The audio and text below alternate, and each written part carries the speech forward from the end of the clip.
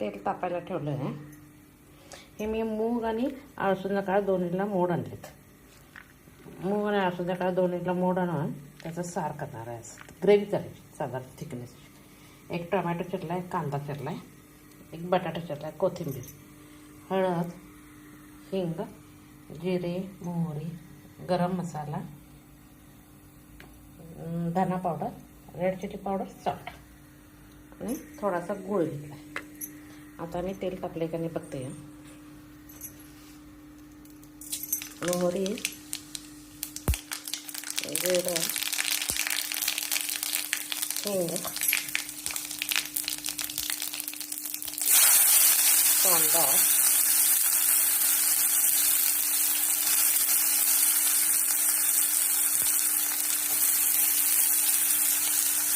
Tomato,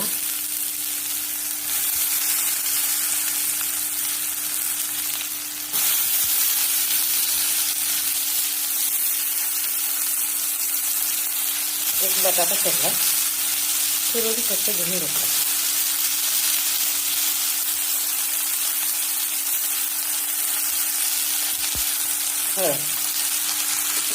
आता ह्याचं छान असं परतून घ्या.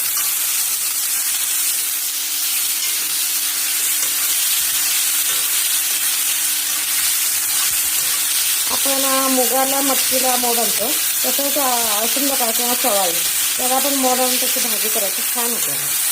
आपली कमी खायचं. थोडासा गुळाचा खडा.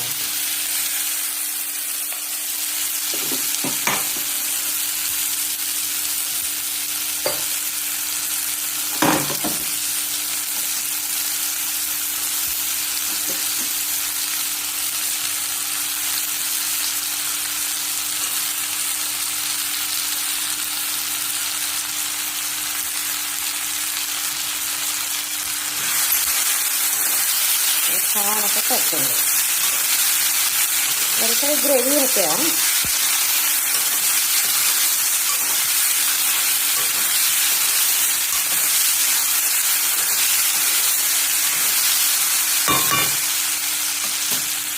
आता असं थोडेसे परतून घ्या.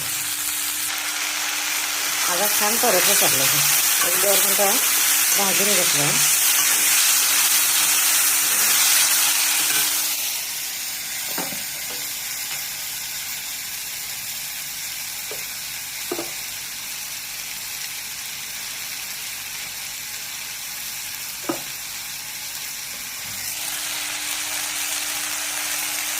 चवीपुरतं मीठ,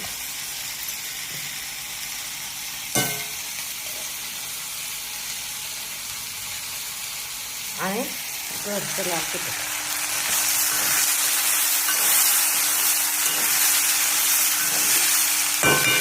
त्याच्यानंतर धनेपूड आणि गरम मसाला. आता छान भाजून घेते. आता जास्ती हे नाही घालायचं, पाणी जास्त नाही घालायचं कारण आपल्याला करी करायचं. पातळ आमटी वगैरे काही करायची नाही आहे. मोड आलेल्या अळसूंना काळची भाजी करायला लागली. आज मी रागी डोसा म्हणजे इडलीचं पीठ थोडं राहिलेलं त्याच्यातच काल रागी हे इडली नाश्त्याला झाली. त्याच पिठात फ्रीजला ठेवलं. त्याच पिठाचा 2 वाटी नाचणीचं पीठ घातलं आणि नाचणीचे डोसे करणार आहे. त्याच्याबरोबर ही भाजी करायची. ही भाजी एक 10 मिनटं शिजू द्यायची. नंतर कोथिंबीर घालते. 10 मिनटं झाले.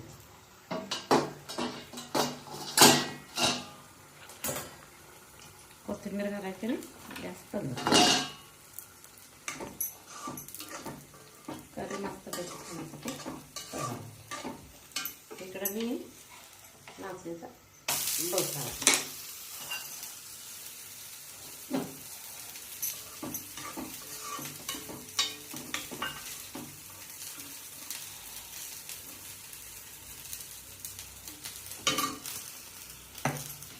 करी